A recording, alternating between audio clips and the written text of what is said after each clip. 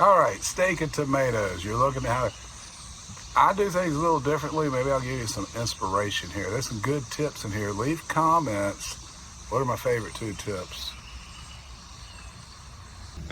Okay, so steak and tomatoes and some additional lessons. This is how to avoid mistakes at the same time. As you can see over here, let's start right here. There's actually 3 steaks there for 1 tomato. A lot of folk will just, get the 1 trunk going. I like to let them be natural. I typically start with the bottom steak. Those are 3-4 footers. They end up being a little over 3 foot. And then I bring in these 7s, and they end up being about 6 foot. And that way, staking from the bottom, obviously, you give it a good center of gravity. And then by spreading out, you're kind of making a tomato cage. So you can grab, these are beef steaks, by the way, so you can grab those taller vines, and that will keep them from bending over when they get the heavy fruit. And of course, you want to top them out when they get up to about 6 foot.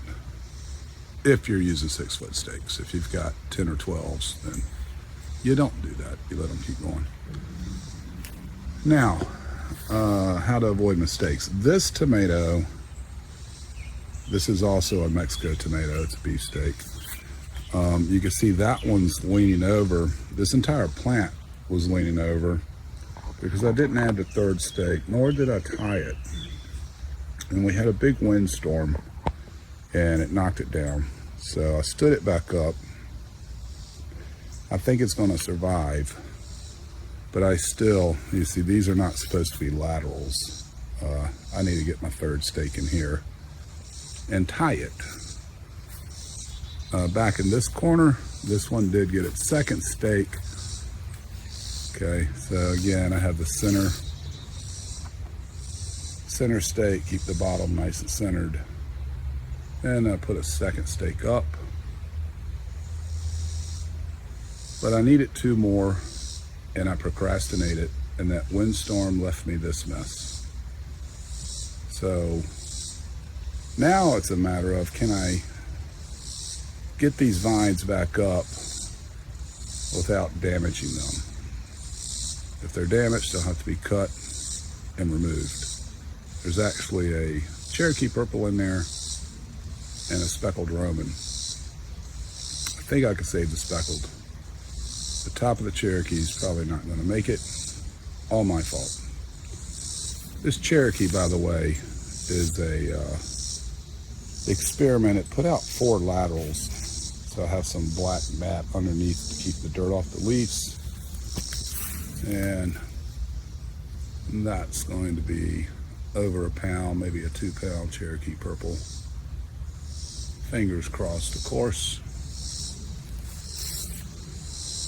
Now back to staking tomato plants. That's another speckled Roman. It's about topped out, so that will be tied again. This lateral down here, I need to tie that back up. Of course, remember when you're tying, you need to do some pruning to get some airflow. This is a pineapple. That, I need to top that, thin it out. These are all heirlooms back here, so they're gonna get the wilt, especially in zone 7, humid, hot area. It's gonna pick it up. So just to recap, I use a base stake to get the center of gravity. Okay, then I use a stake, get it up to a total of 6 foot, and then I top it. Well, all right, there you go. Don't procrastinate. That was the storm damage, and this is the next day. Okay, so we added a 3rd stake over here on the right. Again, these are Mexico tomatoes. You can see a lot of pruning, getting that airflow through.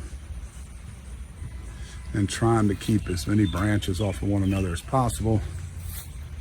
You can also still see the remnants of the storm. This plant was almost derooted. Okay, so back here, we added one more stake, and that is for the speckled roman. There's 2 speckled roman in here. Cherokee purple was pruned out, and I had to sacrifice the top of this Cherokee purple. It had snapped bad enough in the storm that it just had to be amputated, basically. Here, that's a pineapple tomato. And over there, in the back corner is the other. That stake also loosened up in the storm. So I had to add a little landscaping stake to try to keep it, give it a little more strength on the bottom. And then that is the other speckled roman in this garden. And tied that up a little bit.